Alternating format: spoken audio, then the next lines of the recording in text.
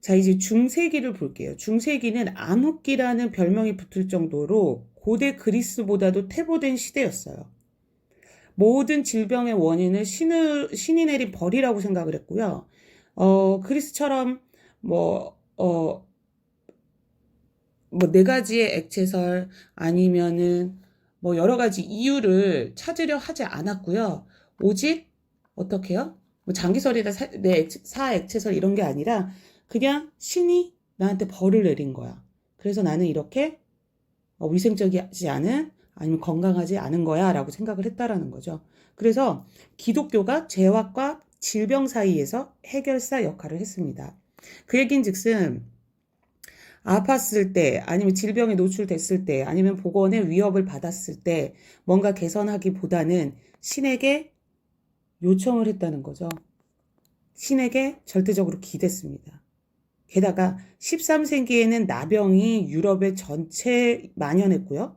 14세기에는 유럽 대도시에서 패스트가 또 유행했고요. 15세기 말에서 16세기까지는 매독이 또 유행을 했습니다. 하지만 다행히도 현대와 비슷하게 조치를 취했는데요.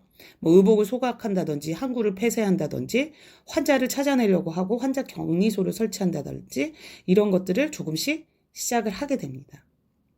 그리고 중세 말기에는요. 뭐 여러 가지 주거 환경, 환기 이런 것들에 대한 방역 규정도 만들게 됩니다.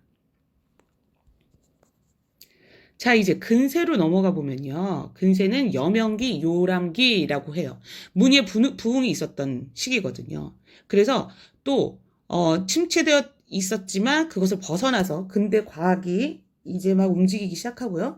산업혁명이 일어나게 됩니다. 그래서 공중보건학적 사상이 조금씩 싹트기 시작해요. 그 여명기 빛이 보인다는 거죠. 그래서 개인 위생보다는 공중보건으로 개념이 전환된 시기고요. 연소자나 노동자들의 근로 조건이 심각한 보건 문제다라고 생각할 정도로 많이 발전한 시대예요. 그래서 이때 영국은 어땠냐면요. 여러 가지 학자들이 있는데 그라운트라는 사람은 런던의 출산 및 사망에 대한 통계학적 연구를 발표했어요. 1850년 전인데요.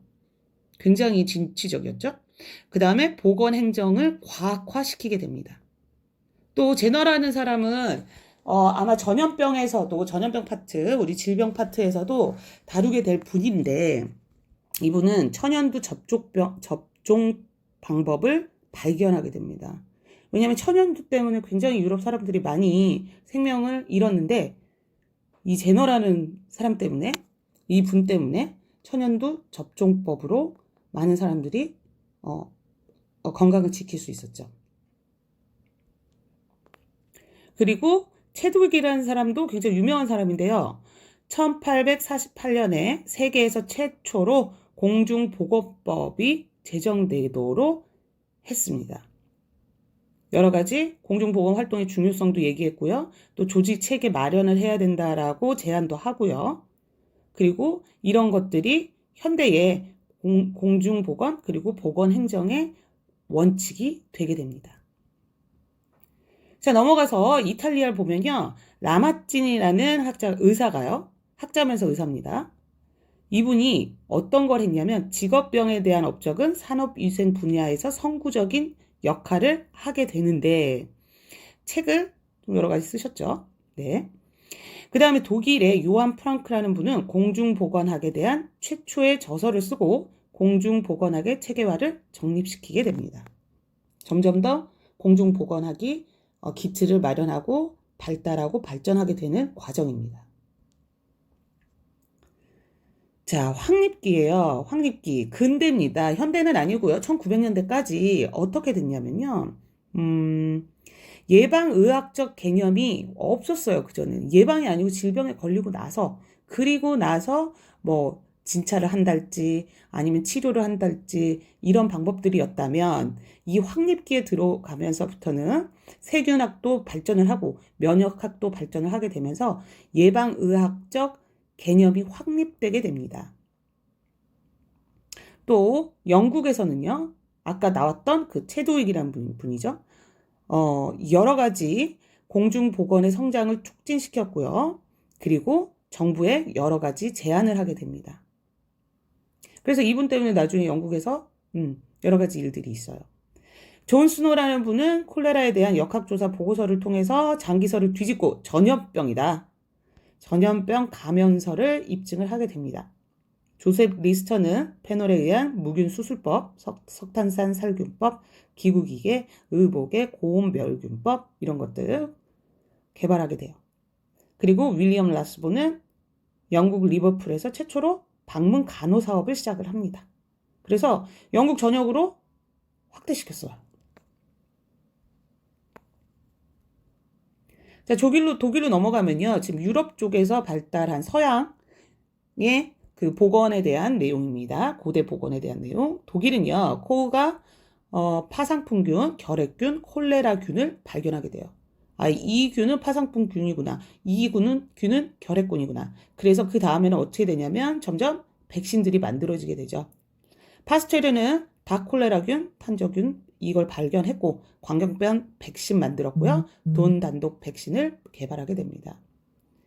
에를리히는 살발산이라는 매독 치료제도 발명을 하게 돼요. 드디어 그 중세 때 유럽을 완전 뒤흔들었던 매독 치료제를 발명하게 되고 막스톤 패텐코퍼는 세계 최초로 실험 위생학 기초를 확립하게 됩니다. 발전기 현재예요. 현재 확립기의 공중보건학은 독일과 영국, 유럽 중심이었어요. 그런데 확립기는 그랬다라면 발전기는 어디요? 미국과 영국을 중심으로 체계화가 됩니다. 1910년에는 공중보건협회가 의학에다가 사회의학이라는 분야를 접목시키게 돼요. 1913년에는 하버드 대학과 매사추세츠 대학 연합으로 보건대학원을 설립을 하고요. 1920년 윈슬로는 공중보건의 정의는 이러이러한 것이다 라고 얘기를 합니다. 1945년 샌프란시스코에서는 UN 헌장에 보건 문제가 굉장히 중요하다라는 내용을 포함하게 돼요.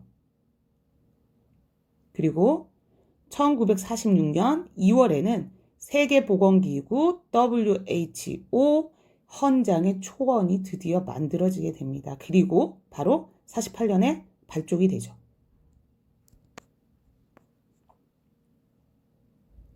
(1972년) 국제인간환경회의에서는요. 인간 환경이 어떠어떠하다. 그래서 우리가 지구를 지켜야 되고 오염으로부터 지구를 보호하자라는 내용의 환경선언을 하게 됩니다. 1973년에는 국제환경기구가 설립이 되고요. 78년 소련에서는 예전에 러시아의 전신이죠. 소련에서는 1차 보건의료사업을 추진을 해요. 92년 브라질 라오에서는 UN 환경회의를 개최하고 지금 현재는요. 슈퍼컴퓨터가 굉장히 많이 보급이 됐어요. 그래서 게놈 프로젝트라는 게 활발히 이루어지고 또 줄기세포 연구가 활성화되면서 난치병도 고칠 수가 있다. 극복할 수 있다라는 굉장한 기대의 혁명이 일어나고 있습니다. 지금까지 보신 내용들은요. 고대에서부터 현대까지 과연 보건이 어떻게 발전이 되었는지 서양을 중심으로 해서 공중보건학 발전사에 대해서 알아봤습니다. 다음 시간에는 폐기물에 관련된 내용을 살펴보도록 할게요. 폐기물의 처리 방법, 그리고 폐기물의 종류들, 이런 것들이 공중보건과 어떤 관련이 있고, 그리고 공중보건학에서 다뤄야만 하는 이유들까지도 포함된 수업을 진행하도록 하겠습니다. 잠시 쉬셨다가 다음 시간에 만날게요. 감사합니다.